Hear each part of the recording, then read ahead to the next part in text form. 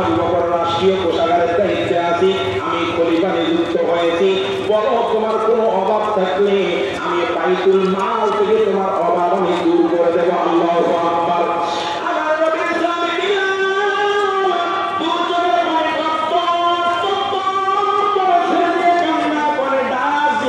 আবু বকর ভাই, আমার একটা অভাব আছে, আমার টাকা পয়সার অভাব নয়, টাকার অভাব নয়, খাওয়ার অভাব নয়, এই আবু বকর ভাই আমার একটা অভাব আছে, এই অভাবটা যদি পূরণ করে দিতে পারো আমি বিলাল কথা দিলাম মদিনা ছেড়ে চলে যাব না। আল্লাহু আকবার।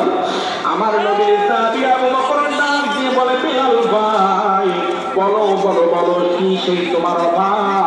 আল্লাহ রাসূলের সাহাবী হযরত বিলাল নাম দিয়ে বলে, আবু বকর ভাই সেই অভাবটা হলো আমি বিলাল যখন